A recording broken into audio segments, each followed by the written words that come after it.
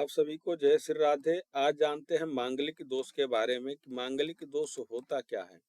जब भी जन्म पत्रिका में लग्न में चतुर्थ में सप्तम में अष्टम और द्वादश भाव में इस किसी स्थान में भी मंगल बैठा रहता है तो वह मांगलिक दोष होता है। अब इसके प्रथम भाव के बारे में जानते हैं कि प्रथम भाव में यदि मंगल बैठा रहता है तो वह व्यक्ति का व्यक्तित्व का प्रतिनिधित्व करता है। इसलिए व्यक्ति क्या होता है, क्षणिक क्रोधित होने वाला हो सकता है। चौथा घर जो होता है वह मुख्य रूप से व्यक्ति के घर वाहन को प्रतिनिधित्व करता है। इसलिए यहाँ पर घर और वाहन से जुड़ी समस्याओं की संभावना होती है। सप्तम हाउस जो होता है, भाव जो होता है, वो वैवाहिक जीवन का होता है। जीवन साथी और साझेदारी में व्यवसाय का प्रतिनिधित्व करता है। इसलिए अविवाहिक जीवन में विघटन की संभावना अधिकतम होती है। यह लग्न का जो मंगल होता है यह साहस, ऊर्जा, गुस्सा और नेतृत्व का होता है।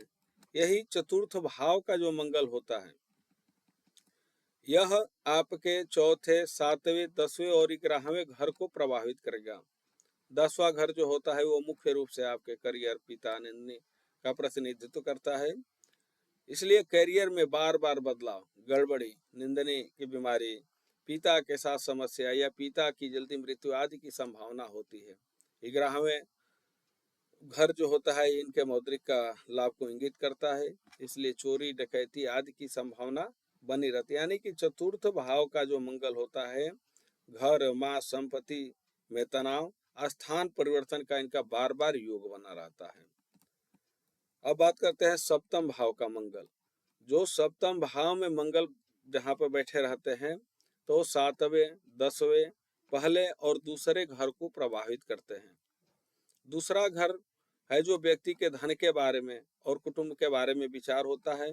7वां भाव जो है व्यापार में साझेदारी और वैवाहिक जीवन को दर्शाता है। इसलिए पत्नी के स्वास्थ्य के समस्या अधिकांशतः हो सकती है।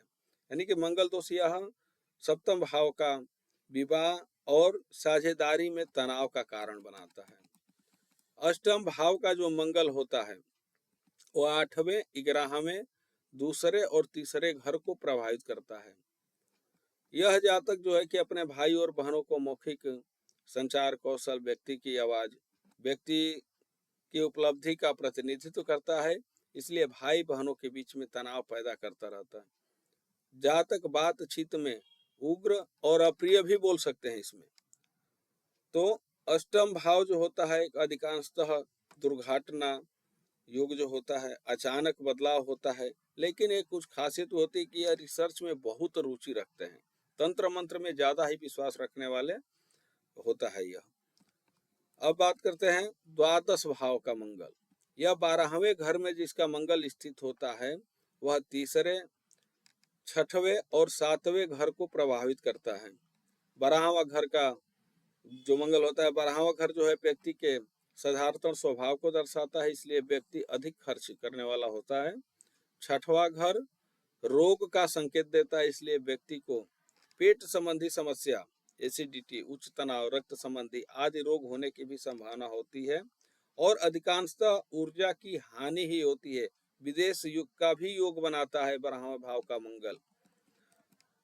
मांगलिक भी कुछ निम्न प्रकार के होते हैं। जैसे पहला होता है सामान्य मांगलिक, जिस कुंडली में मंगल प्रथम भाव में, चतुर्थ भाव में, 7वें, 8वें और 12वें भाव में होता है तो सामान्यतः अपना मांगलिक ही राशिफल माना जाता है।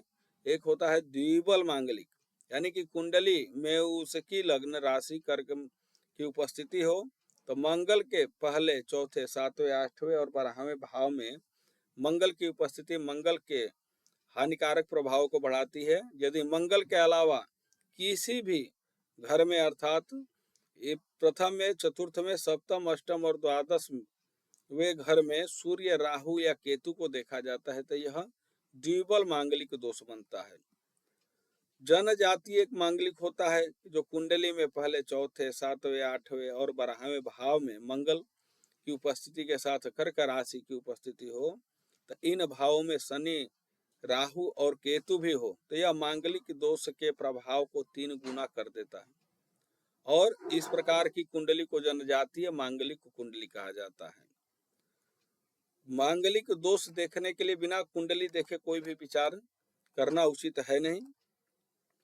इनका उपाय है कि प्रतिदिन 108 बार मंगल मंत्र का जाप करें और हनुमान चालीसा का प्रतिदिन नित्य पाठ करें। विशेषतः पूजा में नवग्रह दोष निवारण, रुद्राभिषेक करना विशेषतः इनके लिए लाभ होता है। आशा है आपको ये चीज